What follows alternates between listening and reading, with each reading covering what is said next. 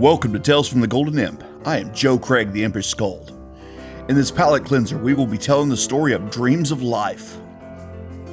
As one man reflects on the meaning of his dreams as he challenges a repeating dream to see if he can push it beyond the presumed limits of the arcane arts. Welcome to Tales from the Golden Imp.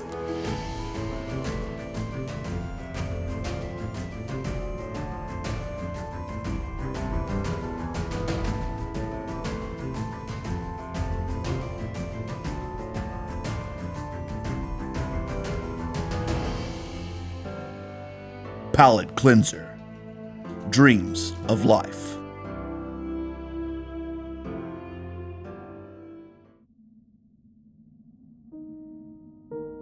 Dreams. Dreams always have meaning. But what meaning does a dream have when you have it every night? That is a question that one must live with. Everything that I have studied have brought me to this point. Everything that I dream. Everything that a dream says is impossible. My theories point to being possible. In Yidrix I trust. Through magic, all is possible. Reflecting upon the journey thus far, my ambition has always been driven by my dreams. My dreams began with the desire to become a powerful mage. And this dream began when I first saw magic firsthand. It was not powerful magic, but it was magic nonetheless. With a complex gesture, a child falling from a house was caught by an invisible hand and dropped to safety. Seeing that gesture and the weaves of energy could produce something that could save lives, set my feet upon a path that became a life's journey. I was but a child of 6 when I witnessed powerful magic, in a basic sense of the word. At 8, I witnessed the terrible power of magic and learned the responsibility of the craft, and learned how important it was. I saw a powerful mage use power without discretion. The calamity was horrible. 10 died that day. At the age of 10, I was brought to Sanctarium Moors, at great expense of my family, and at great personal cost as well. It was that very day that I had to say goodbye to my mother and father, for the last time, unbeknownst to me. It is here that our story begins. Sanctarium Moors was just outside the city of Selidrine, and my home of Devolton. However, this was nearly half a kingdom away from where my parents called home. We traveled by boat from Reef Town and the Malambone coast, 10 days by ship with wind in our sails and the current with us before we arrived at the city of Selidrine. I was picked up at the docks by a wizard that would be my sponsor for the upcoming trials. Seeing the great tower for the first time was breathtaking. It was by far the tallest structure that I had seen in my short lifetime. The dark stone of the tower stabbed the brilliant blue skies. There wasn't a cloud in the sky that day. The stone was polished, so the sun did reflect off the dark stones. Still, to this day, I could not tell you what the stone was. The stained glass windows were all alight, for the most part. But from the docks, you couldn't tell what the glass was depicting. It wasn't until I reached the base of the tower that I was able to see some of the imagery depicted in the stained glass. The first image was an initiate donning a white robe and beginning their studies that would lead them to become what is called a wizard. The power of this image was unprecedented and still burns in my mind all these years later. It was here that I was tried and tested for the first time. Here was also the place where the dream that plagues me first showed itself. It was the night that I was inducted to the Grand School of Sanctarium Moors, given my own white robe, and with that a single band of black. The edging of the robe signified the school, whereas the robe itself signified the rank I had accomplished. At that moment, wizard would be what I was called, and still, to this day, wizard is what I am. That night I laid my head upon the pillow of the dormitory that it would be my home until it wasn't. It was that very bed that the dream first came. In this place of Yidrix, I was shown the power that I could manifest. I heard the voice of a man that to this day I believe truly was the voice of Yidrix. Contemplation of the laws of life and death are paramount. It is through these laws that all countenance is governed. Many of these laws can be pushed, bent, even broken, but none of them without cost. Life is a determinant factor in what we can accomplish.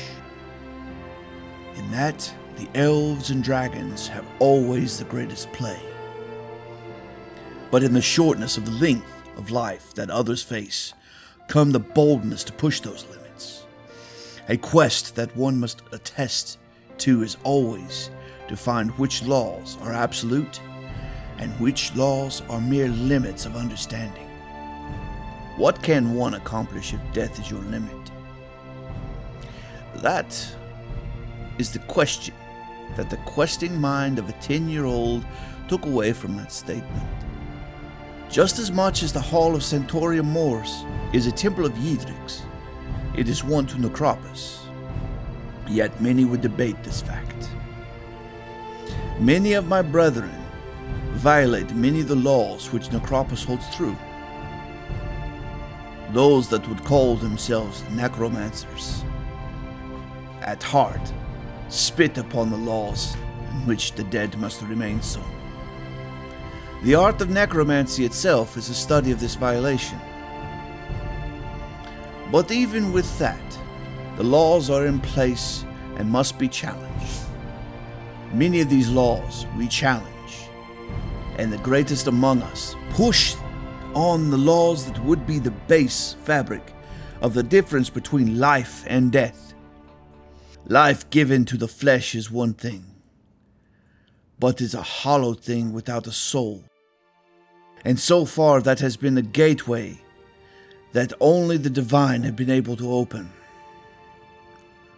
Though my brethren are willing, it seems that law cannot be broken without divine aid. The dream, however, was more than mere words. I saw a form that I grew into poring over a manuscript. A tempest surrounding me. The madness that was gripping my eyes terrified me as a child. I had to see. I had to know, which was just beyond the ink of the pages. I had to understand what was written in a way to push myself beyond the limits of the parchment, the ink, and the quill. The theory held there was one that would push against the fabric of reality itself. Locked in that tempest, locked in that room, I faced and contemplated if I was dealing with a law that was absolute. Though the words on the page was clearly stated, it was impossible. The determination in which I was questing this law made me question if the law was simply a safeguard put in place to protect the flesh of the living from the veil of what was beyond. The tempest was one thing that was in play due to the challenge I was issuing to the gods themselves. I would know if this law was absolute, or if it was one that could be pushed, bent, broken. At first, this dream was a one-off incident. As I grew in life and grew in power, it became more frequent. Eventually, it became a constant. I knew that my sleep was not complete until the dream passed my nightly gaze. It became part of my mantra for understanding which laws were merely suggestion and which ones were fact. It guided me to push the limits of my own body. It pushed me to question my instructor in ways that garnered me a reputation of being a difficult student. The more I was able to push the arcane arts, the more laws I questioned. The laws of constant energy I found were malleable at best. It couldn't be broken, but it could be bent in ways that made one question if breaking it were merely possible. I never managed to break it nonetheless. You could not create energy nor destroy it, but you could amplify and nullify it until it was harmless. This is what caused the backlash of those that didn't understand the law well. It was through the formula, the process, the focus, that one could learn to manipulate the energy of the world and shape it to thy own will. It was one of the founding principles of being a wizard, and what separated a wizard from everyone else in the world. Well, save the beasts that exist as anomalies of this law, as the law itself has warped their very existence. It was through the study of these animals that I first learned the theory that pushed my studies to the rank of master journeyman. Dragons, for instance, are beasts, yes, but they are far more than that. They exist, with this law being a variable instead of a constant.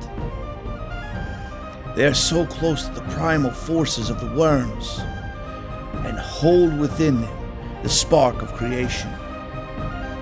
Even the lowliest wormling have a divine essence to them that can fuel oh so much. It was indeed from one of these beasts that I learned that wizards, in their own right, could be forces of nature. We bend this law to do our magic, and that makes us like them. My studies of these magical beasts led my feet to wander and my mind to inquire. It was during this time that the world around me was gathered up in the whole worship of one such force of nature, a charismatic black dragonkin that was above average wizard and above an average warrior. This magnetic force warped all of us up with his words. He led us to believe that the Voltan was far more powerful than anyone let us believe.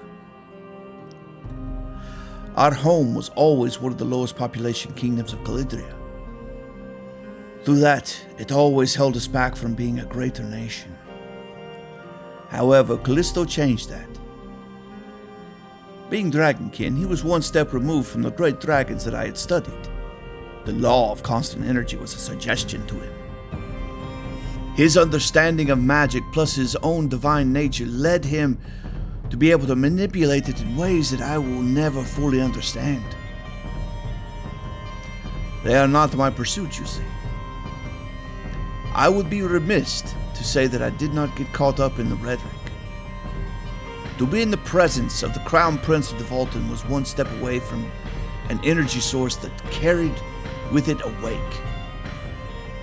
You could not be in such a presence and not be inclined to move one way or another. Not to say I was ever in his graces, or even considered myself a colleague. No, that was not my place. And besides, I was too wrapped up in my own experiments. I was no necromancer, so I did not get gathered up when Haro selected the greatest minds that he could on that front. What they did not know is what I was trying to understand.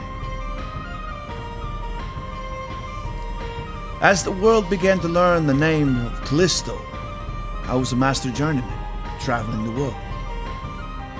I was not fated to be a member of that military force that exercised its will to the rest of the world, though it was an excellent case study for me in challenging the laws that I had set my mind to challenge. Life was short for a human, and from an early age I sought to push against that law, to find a way to breach the limits of human existence. It was indeed an avenue of necromancy, but not through the reanimation of flesh, but the focus of the energies held within our own being. Could the energy that we continue to use and expel be confined, drawn back in, or in other ways regrown? This became my quest. Once understanding this and knowing that limit, it would give me ample time for more pursuits. But death must be defeated in some way first. There were legends that gave me hope that this law could be bent or even broken. Humans throughout legend and lore of Calidria that lived long lives. Wizards like Xephos, which lived ages, gave me hope that the law was merely guidance. Wizards like Vexnil, that used necromancy to keep his soul bound to the flesh, gave me guidance and avenues of pursuit. I was determined to be one of the wizards that defied this law and would redefine what it meant to be a wizard. It was my greatest pursuit and one that prevented me from attaining the rank of master for many a year. The Council of Magic that held the mantle from me, stating that I was wasting my talents on such a pursuit.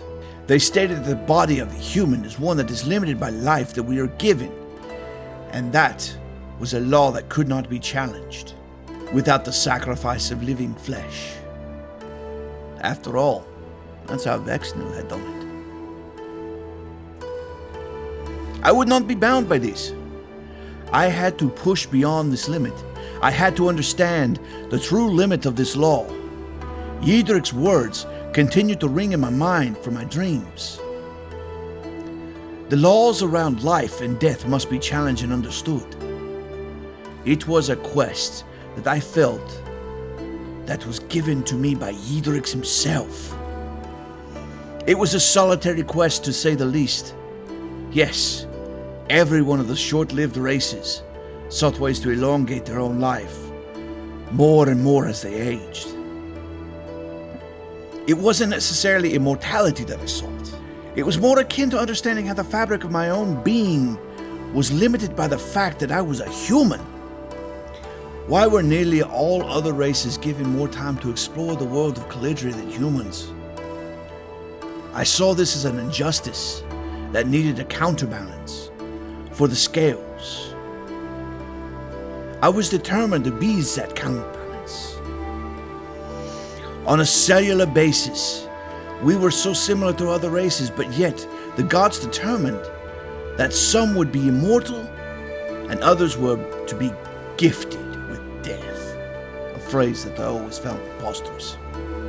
It was through my study of trolls that I finally gained the mantle of Master Wizard. Trolls are interesting creatures. Their cells naturally regenerate, but yet they still age. They are another species that is long-lived, lest you damage them with fire or acid. Applying this energy to the flux, that is the helix of a troll, disrupts the natural flow of energy that rebuilds them from the inside out. It was through these trolls, however, that I discovered what led me to believe that there were a way to breach the barrier of immortality that was said to be impossible for a human to achieve. The way the blood would heal the body was something that blew my mind upon studying it. I started to apply the process to human blood and found that there was a way to replicate it. It was about the feedback that the energy field was using. That was something that I could do. Unlike the divine arts, healing was something that we could not do so well. But this was something else, something more. Instead of the energy shifting to the ether, there was a way to keep the energy within the body itself. Through this process, could aging be stopped? In stopping aging, would immortality be achieved? My brethren that practiced necromancy found that the flesh decaying is nearly impossible to stop. Once life left the body, they were unable to prevent the flesh from decaying. It made the hired help a smelly situation, unfortunately. It was one of the reasons I never took up the art, though I have had to study some of it for the pursuit of understanding my main goal. If we humans were able to achieve such wonderful accomplishments in but a lifetime, how would 10 lifetimes treat us? How much could we accomplish in that time? I had set out to learn just that thing. The greatest among us fought against this paradox with no avail. What made my research any different? Well, that would be fully dependent on the outcome. I was not paving new roads, but treading on roads already paved by others. It was the observation that I discovered along the way that would lead me to the final miles to my destination. This road was well trod, but all of those roads diverged where my research truly began. All of it began with the study of trolls, to be honest. To keep the energy that slowly left the body in it seemed so simple of a solution, but the problem lied in just how and why that energy left the body. It came out with our offspring. It came off through our life choices, even with the food or drink that we partook in. It seemed to leave us when we bonded physically with another being, but in that there was exchange that aged us, but seemed to keep us young at the same time. With the seeping of this energy almost coming off of us, like kinetic energy with friction, how then would you stop that bleeding? Well, the body itself had defenses for literally stopping bleeding, but not for this. What about other races? Spreading my research with a focus, I looked to elves. They aged, but ever so slowly, and it's believed that they would never die of old age. Even then they had seepage that I saw in humans. Creatures with shorter lifespans seem to have this seepage in greater amounts, so even slowing this would lengthen the life of a person if my theories were correct. This is when the dreams became this warning, this suggestion that I was making a grave mistake. The dream said one thing, but my research pointed to it being a fallacy. I would challenge this dream no matter the cost. I had to see. I had to know. The next phase of my study led me to a great deal of time with a divine healer, and the flow of energy was truly amazing there. With the troll, the energy flowed from and back into his being to heal itself. With the divine, there was a transference of energy from the healer to the wounded individual. Yet this energy ultimately did not come from the healer themselves, for it was not their energy that they were yielding to the wounded. Speaking with the divine healer, they channeled the energy from their deity, and through that they were able to perform the miraculous things that they were able to do. It is through their God that they are able to heal, bring divine justice to a foe, or even life back to a corpse. The last one was of particular interest to me, as there is a fundamental difference between this and the necromantic arts that I had studied in my past. Speaking with the divine master, who was a high priest of Necropus of all beings, They explained to me that the art of bringing someone back to life was a complex process that doesn't always work. First, the vessel itself had to be healed in a way that could once again sustain life. Second, a connection between the body and the soul must be established. But this is not a straightforward connection, as the soul could not be moved between realms. And finally, the soul must find a way to the tether to follow it back to the body. According to these divine laws, life itself comes from the soul, and without a soul you do not have life.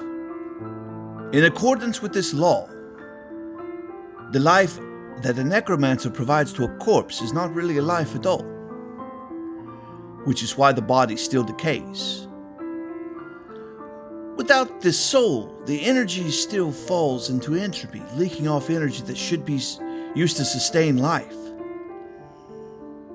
But therein lies the fable of a lich. Intelligent undead have a soul, but still the body holds on to this entropy. A lich is formed by binding the soul to the dead body to provide itself life once again. Something in the divine laws are being broken to form such powerful undead beings. Many times it is the way that immortality is achieved by powerful wizards with the study of necromantic arts. The body is not alive though, it has a soul bound to it. There is no beating heart, no breathing lungs. Just a corpse with a soul bound to it. Lichdom is considered to be the highest form of necromancy, and still, life escapes it. That was not my goal. My goal was to sustain my life to the point that I could contend with the long lives of an elf. Becoming a lich was a false life. I wanted a true one. Combining what I had learned from necromancy and the divine arts, I set to study the deeper equation of life. There was a through line that I had to find. The soul does not leave the body until death occurs, and the powerful undead have a soul anchored to the body, though the body is not a living one. There was no need for an anchor until death occurred. But could it be used to change the flow of energy? I learned in my studies another aspect of a lich, the phylactery. Should the body become destroyed, it was a second anchor that prevented the soul from passing to the gates of Necropus. This second anchor would be one that I would start with mastering. I saw value in that anchor, and perhaps that second anchor that I would find a way to elongate my life. The trouble was, it was a well-guarded secret amongst necromancers. Each necromancer that I spoke with told me that their studies did not include creation of this soul anchor. The spell to do the anchoring was not the problem, as that was documented. It was the formation of the soul jar itself. Now I say soul jar, as that is typically what is used. Some vessel that is able to hold water and can be sealed is typically what is used. Another interesting point of note that I found was the commonality of some form of crafting art to form such a vessel themselves. Many of the necromancers that were trying to create such an object believed that it had to be crafted by hand. Pottery, glass blowing, and the like were such arts that were practiced by many a necromancer. I have to say that my work with the potter's wheel greatly reduced the anxiety that I faced from the quandary that I had set myself to solve. With the requirements of forming it by hand led me to understand that this object would be an enchanted object, which made sense for the formula, the spell to create the anchor. It took me a few years, but I managed to push my limits of magical understanding to the point that I was able to create my own soul jar of sorts. I also found that this anchor could be transferred between vessels if needed. It was the first step, And the study of my energy after creating such a vessel was where I had my next breakthrough. My soul's energy was woven with the energy of the vessel, and entropy around it lessened. My own entropic energy lessened. The creation of the soul jar was one that slowed the aging, as it slowed the natural entropy that the body faced. This led me to question of how can I create the cycle that contains the entropic force and stops the cycle altogether. Now that I had more time to work on it, I found that I was not nearly as stressed about manifesting my goal. The next trip was to study with a deeply deplorable necromancer that knew no bounds in the range of study in which they pursued. Not just a necromancer, but one that built constructs. My next trip was to study with Vexnil. Gaining an audience with Vexnil took some doing, but I managed to gain just that much of an audience. It was at the Grand Council Chambers in Xephos that I met this decaying being, his body having aged long past life. The council member was a lich by my reckoning. It was on the coast of Xephos that I managed to convince this powerful being that my desires were such that it was worth his time.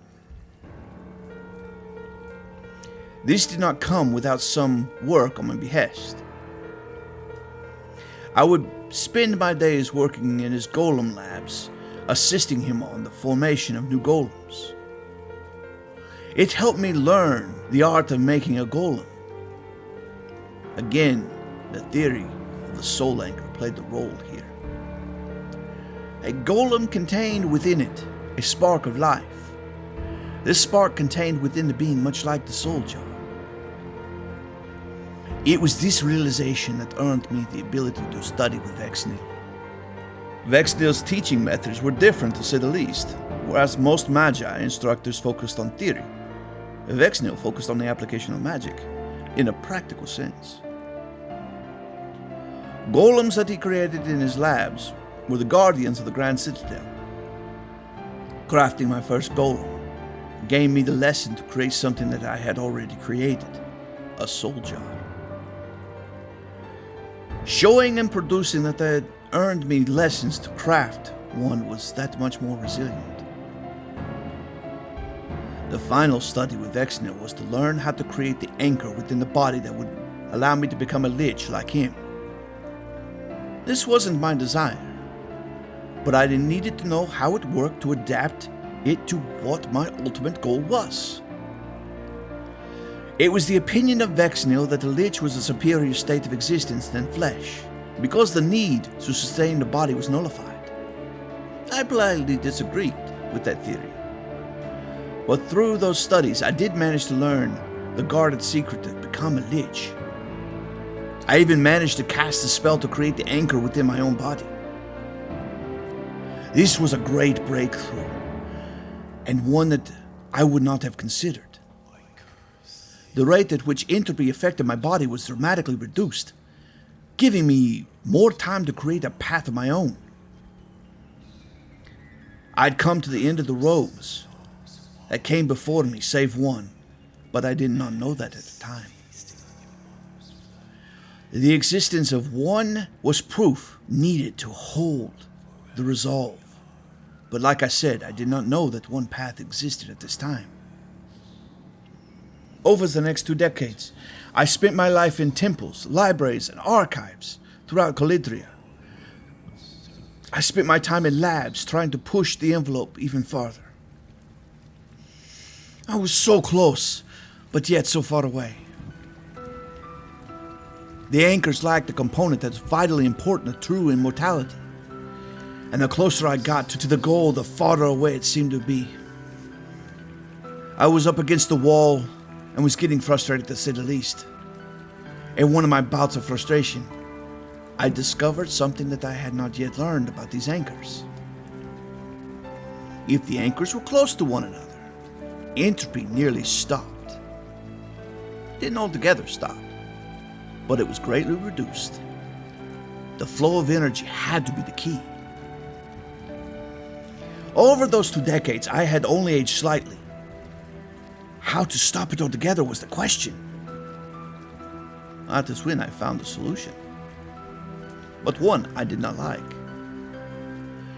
If my physical form was inside the soul jar itself, entropy stopped. I had to be an anchor for this to work? What kind of life would that be? That is when I began to focus, once again, on the soul jar. Taking what I learned from golems, and the materials that were made of them, I realized that you could create a soul jar out of any material. If I wanted this eternal life, I would have to learn to build something that I could live in for the rest of my long life. I had a solution that would give me more time to find the true answer. It was a solution that I had to work towards until a better one came along. I began to build myself a tower, a place to study and learn. I placed the first stones that became my home in a city that was yet to be.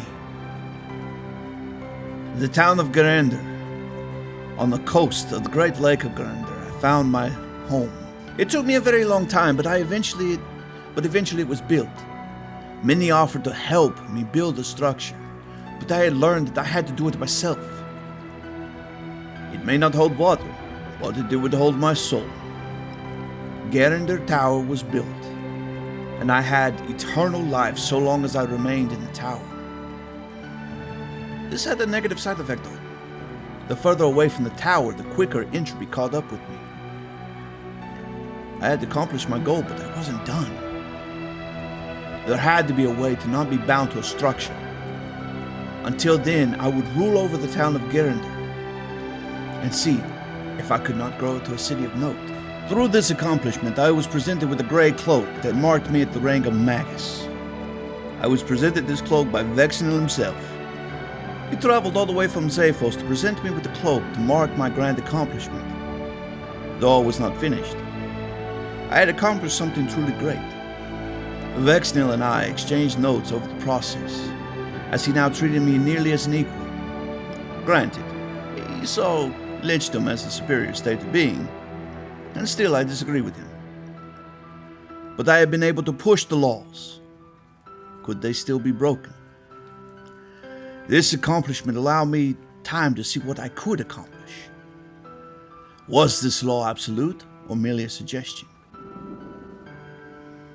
I would spend the next few centuries if needed exploring this and continuing to push this envelope. This is an excerpt of the personal journey of the Lord of Gerunder, Magus Maris Kifsgurd.